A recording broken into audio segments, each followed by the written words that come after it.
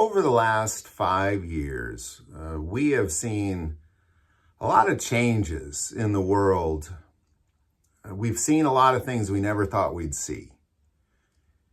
And I believe wholeheartedly, and I'm sure whoever is watching this video, regardless of what you believe or worship or don't worship or whatever, I strongly believe that every human on this planet knows that at the end of 2019, 2020, we entered a new season as a world. Things were just different after January of 2020. Once COVID hit, everything changed. Like, we just hit this whole other season. We knew that things were different, and nothing has been the same since. But God orchestrates every single thing in seasons, and the things that we have watched over the last 5 years, I'm here to tell you, Jesus literally told us it would be like this. To sit there and look around and go, well, why is this happening? Or what's going to happen next? Or anything like that is foolish. God has made it very clear and plain in His Word and His prophecy what's going to happen, and it's not that complicated. Jesus made it very, very clear what is happening right now. And all this took place in a moment when He was leaving the temple with His disciples, and they were pointing at how awesome the temple was. And they asked Him, well, how will we know when it's your second coming? Like, how will we know? And He begins to share several things with them that give a description of what the world will be like during that time. And everything we're seeing now, from COVID to wars, to earthquakes, He said it would be like that. Like, we've had some the earth has been shaken. It's been shaken just in the last few weeks. So let's take a look at this moment in time and compare it to our current time, what it is Jesus said it would be like. And I want to start by saying that when the disciples asked Him this question, this whole little conversation began in Matthew 24:1. This conversation continues through the entire chapter of 24, the entire chapter of 25, all the way to the end of 25. So for 2 whole chapters, He is answering this question. So I'm not going to go through all that. We did a series on the water where we went through this verse by verse, and it took months to do. I'll put a link there. It just really breaks down everything Jesus had to say about this question. But I'm going to focus on the beginnings of these things, like when He said, when you start to see these things happen. So we'll go to Matthew 24. We'll start in 3. Now, as He sat on the Mount of Olives, the disciples came to Him privately, saying, tell us, when will these things be, and what will be the sign of your coming and the end of the age? And Jesus answered and said to them, take heed that no one deceives you. For many will come in my name, saying, I am the Christ, and will deceive many. And you will hear of wars and rumors of wars. See that you are not troubled, for all these things must come to pass. But the end is not yet. For nation will rise against nation, and kingdom against kingdom, and there will be famines, pestilence, and earthquakes in various places. All these are the beginning of sorrows. So according to Jesus, this is how it all starts, is that the first thing that takes place is Christianity and who the Son of God is twisted into craziness. And we have absolutely seen that. Even in the Christian church, there is an entire culture in the American evangelical church that bows down to people that are alive right now on this earth, bows down to politicians that are alive on this earth right now, just like Jesus said they would.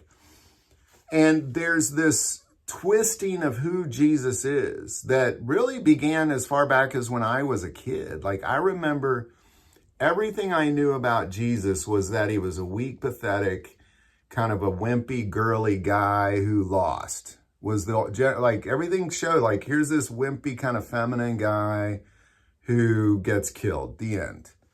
And if you happen to stay for the last second of the movie, he rises at the end. And then the end. Nobody ever talked about, at least in the 80s and 90s, who he really was, the warrior he was, the man's man that he was, the way he took beatings for people, the way he was killed and just took it, even though he didn't have to, even though he could have stopped it at any given moment. The human body has a pain threshold, that there's a point where you're in so much pain that even if your mind says, well, don't do these things, your body's just going to do it. And there's nothing you can do about it. He was that strong of a man. And we have twisted him into this kind of this wimpy little guy who just, he just said some fancy things, and then they killed him. And that was it. That was the end. Oh, and he walked on water too. Like, that's what I remember about Jesus from my childhood. Everything I learned from my childhood, I just shared with you. I never understood what it was he actually came to do. And once I knew that, everything changed. Like, once I really understood what he meant, and the church has twisted this, I would dare to say that most people, they could tell you the Jesus story, but they can't really explain the power of it. They can't explain it. And they put the power elsewhere in people. We'll give this guy power. We'll give that guy power, because there's no power there. It's the very first thing he said would happen. And then we would hear of wars and rumors of wars. Heard of them lately? Like, literally, our politicians are telling us there's going to be a World War III.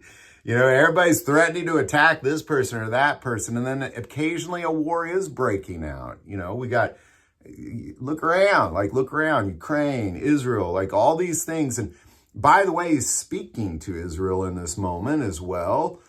So all these things, our politicians are literally spreading rumors of wars, and we're talking about rumors of wars. And then there's also, there's wars. See that you are not troubled, for all these things must come to pass, for the end is not yet. For nation will rise against nation and kingdom against kingdom. I believe that we're already seeing that. We had this kind of this reasonable alliance, call it, that if you looked at the whole world, there was really two sides. You had our side and you had the other side, which was typically like Russia, China, North Korea, that there was that side, and then there was our side.